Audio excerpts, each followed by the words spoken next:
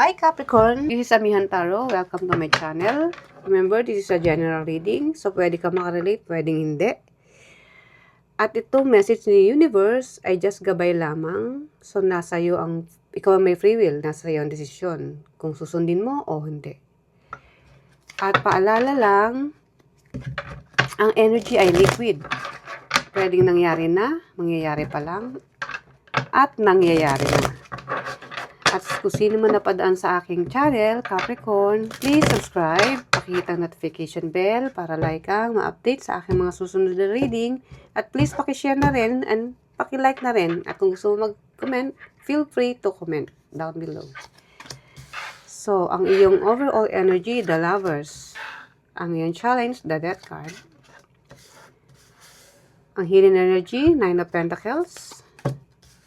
Ang iyong past energy, Eight of Cups. Ang iyong present, Five of Pentacles. In the future, Judgment. Ang outcome, the Hierophant. And then, ang advice is Nine of Swords. Okay. Capricorn. Ang iyong energy for this week, July 6 to July 12, is the Lovers. May kinalaman ng energy mo sa isang partnership o sa isang relasyon o sa mga taong nakapalibot sa'yo na mahalaga sa'yo. Let's say, kapamilya mo, asawa mo. Ang focus mo ay nasa kanila this week. At nakikita ko rin kasi ang the Lovers is, ito yung tulungan. Nakikipagtulungan ka o may nakikipagtulungan sa'yo this week. Kung ano man yung dapat mangyari o anong dapat gawin. Siguro may mga project o may mga gathering or something para sa pamilya. Ano dun yung tulungan? At yun yung energy mo.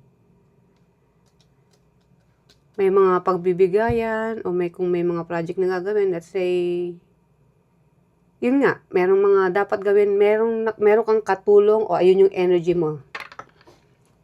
May gusto kang tulungan. The Death card, ang yung challenge. Transformation, hirap kang mag-transform. Hirap kang magkaroon ng new beginning para sa isang sitwasyon na dapat mo nang tapusin. So, since yan ang challenge mo, hindi ka makapag-move forward para mag-transform. Ang iyong hidden energy, Nine of Pentacles. Yan ang gusto mo mangyari. Maging independent. Kasi yan ang independent ka, ang taong independent, kayang bumili kung anong gusto niyang bilhin, kayang niyang gawin kung ano gusto niyang gawin. Kasi, siya eh. Pagdating sa material na bagay, meron siyang huhugutin sa oras na may mahuhugot. Kaya, very independent ang kanyang energy. Yun ang energy, ang hidden energy mo sa ngayon. So, ang iyong past is Eight of Cups. May sitwasyon kang iniwanan. Hindi ko alam kung anong iniwanan mo, either relationship na sa partner mo o sa mga taong mahalaga sa buhay mo o isang kumpanya o trabaho na pinagtatrabahuhan mo dati. Umalis ka dyan. Okay. And then, ang present na energy is Five of Pentacles. Five of Pentacles is, parang tingin ko sa iyo is, yes, ito yung hidden energy mo, kasi ito yung gusto mo eh. Pero sa ngayon, hirap ka when it comes to material things. O isa pa rito is parang nangangailangan ka ng tulong at this moment. Let's clarify mamaya. And then in the future, the Judgment. Okay, magkakaroon ka ng awakening. Magkakaroon ka ng kaliwanagan. At yung kaliwanagan na yon ang magbubukas ng pinto. Kaya nga dito may Death card, may transformation. Kung willing kang magkaroon ng pagbabago. So, yun ang nakikita ko rito. And then, the Hierophant. Yung outcome. Okay. May nakikita akong tao na kailangan mong ikonsulta o kausapin. Maaaring kaibigan, maaaring kapatid na mas matanda sa'yo. O maaaring professional na, let's say, isang tagapagpayo o mentor na professional na kailangan mong kausapin o puntahan para magkaroon ka ng liwanag kung ano man yung may gusto kang malaman dito. Gusto mo ng isang mag-aano sa'yo, mag-a-advise. Okay, and then, kaya ko sinabi yung kasi nga may 9 of Swords. Anxiety ang iyong advice. Hindi makatulog. Feeling mo, wala nang pag-asa. Yun ang nakikita ko. Baka lang gusto mo nang sumuko. Bakit? Yun ang nakikita ko, ang energy sa'yo ngayong Capricorn this week. So, let's clarify. So, universe, ano po ang message para kay Virgo for this week? This week. So, the lovers, clarify ng 2 of Swords. Okay. May gusto kang gawin, yun ang energy mo, makipagtulungan sa isang tao o sa isang bagay o sa isang project. But at the same time, may conflict sa sarili mo. Hindi mo alam kung ano talaga ang desisyon o ang una mong gagawin. Hindi ka makapag-decide. Kasi ano to, partnership eh. May kinalaman sa partnership also. So, meron kang kausap o meron ka sigurong kanegosyo na kailangan yung magkaroon ng agreement, but at the same time, hindi lang sa'yo, kundi sa kanya. Merong conflict o merong isang bagay na kailangan nyong gawin, pero sa ngayon, this week, hindi nyo magawa, hindi nyo mapag-desisyonan. Siguro may hinihintay kayong proseso na dapat nyong hintayin at pag dumating na, tsaka pa lang kayo makakapag-desisyon. Ewan ko kung anong sitwasyon yun. Pero merong kang tingin kong hinihintay. Hindi lang ikaw, may kasama ka rito, may hinihintay kayo. At pag dumating na kung ano man yun, desisyon or papel or documents, doon pa lang kayo makakapag-desisyon. So, yun yung nakikita kong energy dyan. And then, that card, i-clarify natin yan. 8 of Wands. Very fast. Ito yung very fast na action. Mabilis ang action. Mabilis ang transformation na nakikita ko rito. Ang kailangan mong gawin. Kaya nga may awakening eh. Self-awakening. In the future. So, kung ano man mong challenge sa'yo na meron kang dapat nang iwanan eh. Ewan kung sitwasyon o mga bad habits na kailangan mo nang tapusin o mga patterns na hindi na maganda, kailangan mo na raw tanggalin yan para makapag-umpisa. Kasi baka yan yung nagiging blockage sa'yo. May mga pattern ka na kailangan mo nang bitawan para magkaroon ng liwanag yung isip mo at makapag-desisyon ka na. I don't know. Maybe meron ka sigurong attitude na sa isang desisyon gusto mo ikaw lagi nasusunod. Yung ka-partner mo o yung ka-deal mo is hindi kayo on the same page. Pero ang sabi rito, kailangan mo ng transformation. Iwanan mo na kung ano yung katigasan ng ulo mo before. At baguhin mo na yun para magkaroon ka naman ng panibagong simula. Which is mas healthy, hindi lang sa'yo, pero pati sa mga taong nakapaligid sa'yo. Sorry Capricorn, pero yan lang yung nakikita ko sa bara sa ngayon. Kasi ang hidden energy mo rin is paging independent ka when it comes to material things. So, paano mangyayari yun kung ang mga bad habits or mga hindi magandang energy is naka-stuck sa'yo? So, let it go. Let go na.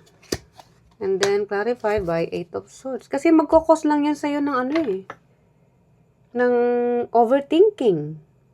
Hindi makapag-isip. Kaya nga doon, hindi ka makapag-isip. Kasi nga, may mga dapat ka lang tapusin sa buhay mo. Mga attitude o mga sitwasyon na hindi na healthy sa'yo, hindi na nagbibigay ng good energy. Let go na yan. Para magkaroon ka ng transformation. Makapag-move forward ka. Diba? Kasi parang lang yan example. Kung ang isang bagay nakikita mong stuck, ito na lang ang example ko, may tasa. Walang laman. Ano bang dapat mong gawin? Di ba dapat lagyan mo ng tubig? Pero ikaw, dahil nga matigas ang ulo mo, Kasi paano ka iinom ng tubig kung walang laman yung baso? So, ganun din yung nakikita ko rito. Paano aandar ang isang magandang sitwasyon, o magpapatuloy ang isang magandang sitwasyon kung ipipilit natin yung mga nakinagisnan natin na hindi na magagandang pag-uugali. So, yung baso, kung walang laman, lagyan mo. 'Di ba? Dahil kung may nangangailangan uminom o maski ikaw gusto mong uminom, may maiinom ka. Ganun lang yun. Okay, let's clarify naman po ang 8 of Pentacles, Capricorn, 8 of Cups.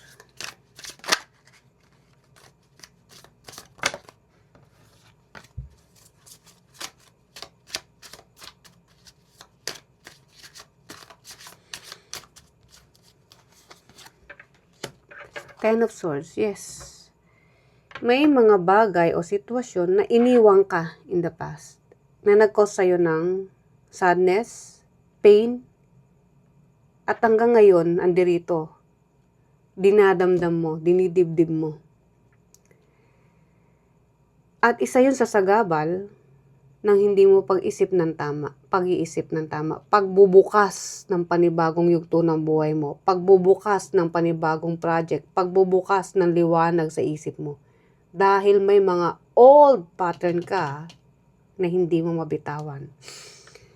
At ito, na iniwanan mo, oo, iniwanan mo. Nagkaroon ng completion eh. Pero hindi, dala mo pa rin. Kaya ayan o, tingnan mo. Tingnan mo. Para kang kawawa. Hindi ko alam kung sino rito yung kawawa. Hindi lang ikaw, meron ka pang kasama rito. Kung sino man tong kasama mo sa journey na to, hindi lang ikaw, nahirapan siya rin. Diba? So, hindi lang tungkol sa pera tong pinag-ano mo. Isang sitwasyon to na maaaring kapamilya mo to, nang dahil sa isang bagay na hindi mapagdesisyonan, nagkukos ng pain. Pero in the past, na nagkaroon dito ng pagtatalo, argument, inalisan mo. But still, dala mo pa rin yung burden. Kaya hanggang ngayon. At nagsisik ka ng advice sa isang taong malapit din sa'yo. Okay, clarify natin ang Ace of Pentacles. Okay. Kung ano man itong nagpapahirap sa'yo, sabihin na natin, yun nga, isang sitwasyon, pero pwede ring pera na nangangailangan ka. Dahil yan ang present energy mo ngayon. May darating, pwedeng may magbibigay sa'yo ng tulong, o literal na may magbibigay ng pera, o may magbubukas ng opportunity. At yung opportunity na yun, doon ka magkakaroon ng stability when it comes to money. Pero bago mangyari yun, kailangan mo muna magkaroon ng transformation. Baguhin mo muna kung ano yung dapat mong baguhin para makapag-move forward. Diba? At ito in the future is self-awakening to. Matuto ka na raw, magising ka sa katotohanan. Ano ba talaga yan? Okay, the Tower. Kailangan ka nang tapikin ng Panginoon o ng universe. Hello, Capricorn, gumising ka na. Kasi kung hindi ka gigising, magkakaroon ka ng tower after tower after tower. Ito yung sitwasyon na ending, sitwasyon na hindi maganda, na uulit-ulitin lang kung hindi ka magkakaroon ng self-awakening. Ginigising ka na.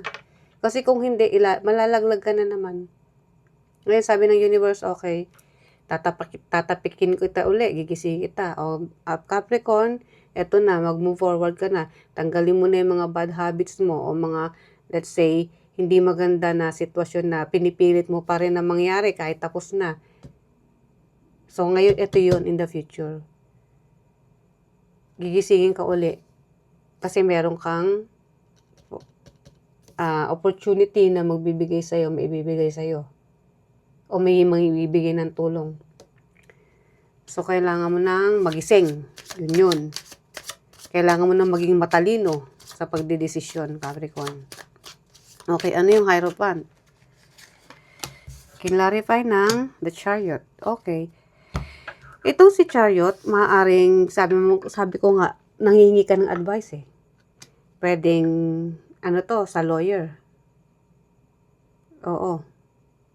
O meron kang kaso na, kaya nga sabi ko parang may hinihintay kang proseso na kailangan mo mag-intay and then makaka-move forward ka kung anong resulta. So kung ano man yung resulta na yon na hinihingi mo advice, makakatulong to yung taong to, kung ewan ko kung abogado o talagang matalik mong kaibigan, siya yung magbibigay sa'yo ng liwanag o clarity na, okay, Capricorn, ito yung gagawin mo. At kung susundin mo yun, which is tingin ko naman magandang advice ang ibibigay niya sa'yo, magkakaroon ka ng realization na, oops, okay, now I know. Gagawin ko na yung tama para magkaroon ako ng panibagong opportunity na ibinubukas para sa akin o inaalok para sa akin. Okay, now ang advice is 9 of Swords. Overthinking, anxiety, hindi makatulog. Ikaw yan. Ace of Wands, yeah. Ang payo ni Universe sa'yo is, Capricorn, tigilan mo ng anxiety, ang pag-iisip. Ito na yung new opportunity na ibibigay sa'yo ni Universe, Ace of Wands. New beginning na magbibigay sa'yo ng stability in the future. So, maganda yung outcome, Capricorn. Yun nga lang, kung ito ay willing kang mag-transform for the better. Yung panibagong ikaw. Yung mas magandang ikaw. At iwanan mo na yung hindi nakakaganda sa energy mo at sa taong nakapaligid sa'yo. Okay, ano ang message ni Universe para kay Capricorn this week? Raise or promotion. O diba, sabi ko sa'yo, may magbubukas na opportunity. Congratulations! An increase in your abundance flow awaits you. See, hinihintay ka na ng iyong tagumpay. This is a result of your positive focus and willingness to take action based on your divine guidance. Keep up the good work. O ayan, ginigising ka na nga ni Universe, Capricorn. Gising-gising na raw para may magbubukas sa'yo na magandang opportunity. So Capricorn, ito yung reading. I hope nagustuhan mo. So see you next time. Bye!